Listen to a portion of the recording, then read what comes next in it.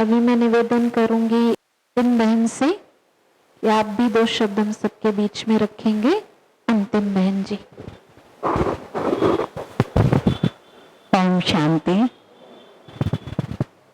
सबसे पहले तो स्तेज दीदी का थैंक यू, क्योंकि उन्होंने मुझे बुलाया।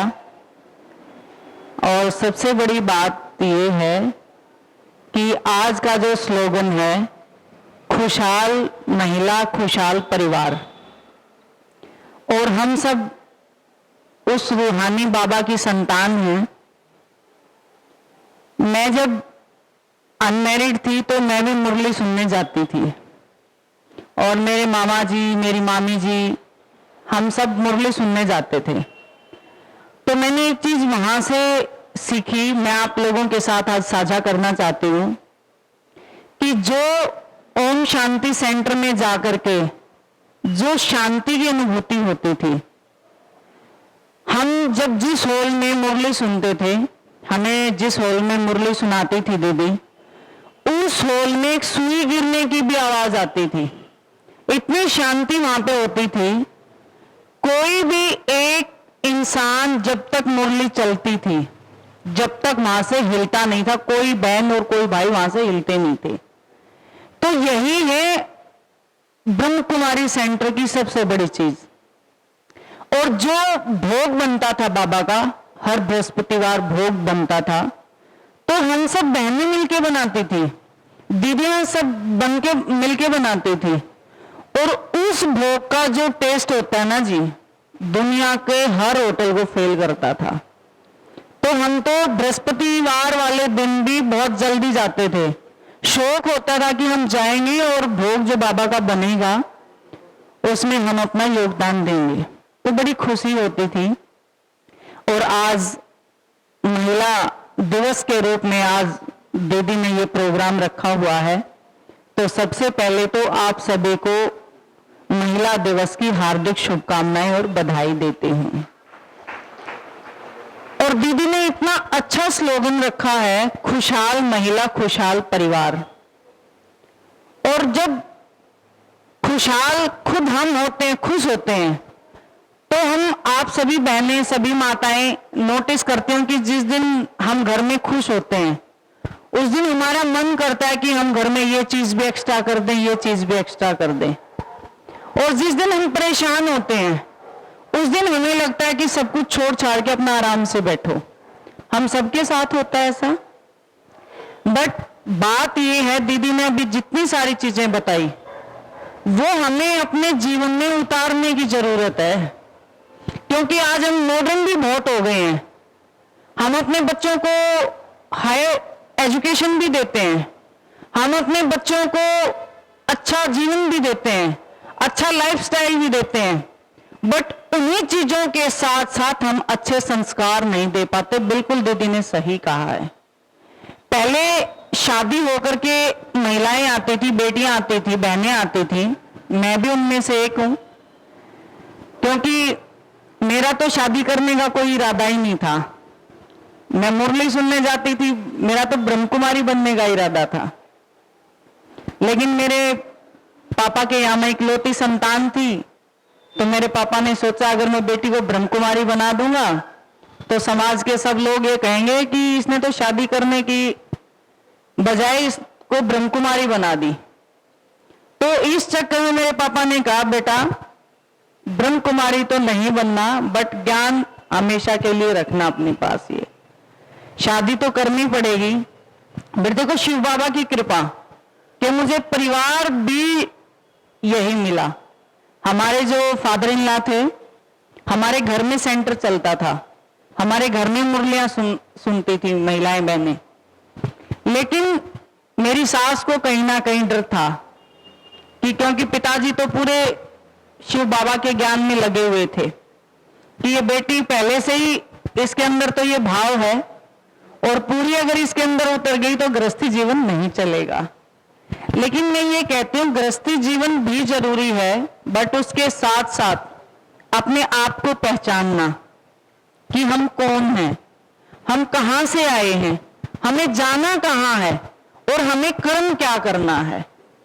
ये सब सारी चीजें हमें गृहस्थी जीवन के साथ साथ भी मिल सकती हैं, क्योंकि आजकल तो ब्रह्म कुमारी के सेंटर पहले तो बहुत कम होते थे, लेकिन अब हर गली में, हर कॉलोनी में लगभग सेंटर हैं। तो हम सब बहनें अपनी सारी भागदौड़ की जिंदगी को भी एक साइड रख करके अपने लिए भी कुछ समय निकालें और सेंटर पे जरूर आके कोशिश करें कि हम कम से कम मुरली तो सुने, क्योंकि उस मुरली से जो शांति की अनुभूति होती है ना, जो आत्मिक ज्ञान हमारे अंदर आता है, वो दुनिया की किसी भी चीज से नहीं आ सकता। और सबसे बड़ी बात यह है कि अपने बच्चों को संस्कार देना बहुत जरूरी है। चाहे हम कितना ही पढ़ा दें अपने बच्चों को, कितना ही बड़ा इंसान बना दे अपने बच्चों को, लेकिन जिस बच्चे में संस्कार नहीं है तो वो सारी चीजें फेल हैं। आजकल क्यों ऐसा परिवारों में हो रहा है कि सारी चीजें होने के बावजूद भी हम परेशान हैं? क्योंकि आजकल किसी का भी घर ऐसा नहीं है जिसमें कोई सुख सुविधा ना हो, चाहे वो खाने से रिलेटेड है। पहले तो महिलाएं खाने की भी कमी में रहती थी।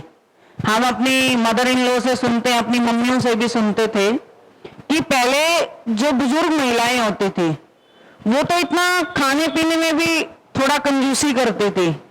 आजकल तो बहुओं को सारी फैसिलिटी मिलती है, उसके बाद भी क्यों हमारे परिवार टूटते हैं? तो कहीं ना कहीं संस्कारों में तो कमी आई है, और यही सब आज दीदी ने हमें बताया है। और मैं तो ये कहती हूँ दीदी, ऐसे ऐसे कार्यक्रम आप करते रहा करो, और जितनी महिलाएं बहनें हैं सबकी जिम्मेवारी लगाओ कि एक महिला बहन हमारे अपने साथ 5 बहनों को जरूर लेकर के आए। जब हम ऐसे जागृति देश में लेकर के आएंगे, अपने परिवार से शुरुआत करके अपने समाज में लेकर के आएंगे, तो जरूर समाज नई ऊंचाइयों की तरफ जाएगा। इसमें कोई संशय नहीं है कि महिला आज हर फील्ड में आगे है, बट हमें अपने परिवार में अपने जो बुजुर्ग हैं, हम उनके साथ भी बहुत बार उस चक्कर में जाती करते हैं। या तो हमारे पास टाइम की कमी इतनी हो गई आजकल कि हम उनको समय देना ही नहीं चाहते या दे ही नहीं पाते। तो सारी चीजों को साथ साथ लेके चलेंगे तभी अच्छे समाज का निर्माण हो सकता है, और उसमें सबसे बड़ी भूमिका हम माताओं बहनों की ही होती है। संस्कार तो बच्चे को मां से ही मिलते हैं। आजकल पैदा होते ही बच्चे के हाथ में मोबाइल होता है, और हम सब माताएं देती हैं। हमें ये लगता है मोबाइल देने से बच्चा चुप हो गया। हम खुश होकर के समाज में बताते हैं, आपस में ये बताते हैं कि देखो बच्चा तो रो रहा था और मैंने मोबाइल दिया और तब से आराम से खुश है। माँ भी खुश है और बच्चा भी खुश है। तो संस्कार आएंगे कहां से, जब माँ ही अपने बच्चे को 10 मिनट का समय नहीं देना चाहती? हम ये सोचते हैं कि बच्चे के हाथ में मोबाइल दे दिया और बच्चा खुश होगा।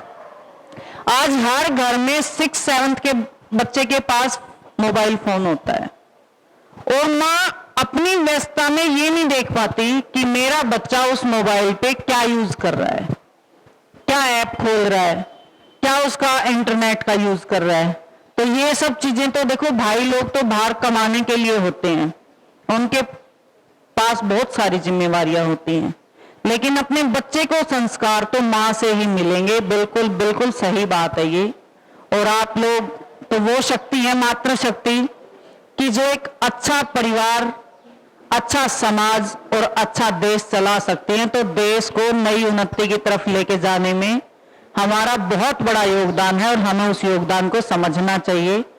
इन्हीं भावनाओं के साथ सतीश दीदी का बहुत बहुत धन्यवाद कि हमें आप लोगों से रूबरू होने का मौका मिला, और दीदी के जो आशीर्वचन थे वो भी हमें मिले, और हम सब उन्हीं वचनों को अपने जीवन में ग्रहण करें, और उन्हीं के बलबूते पर समाज में जो अच्छा कार्य हम कर सकते हैं उसको करें।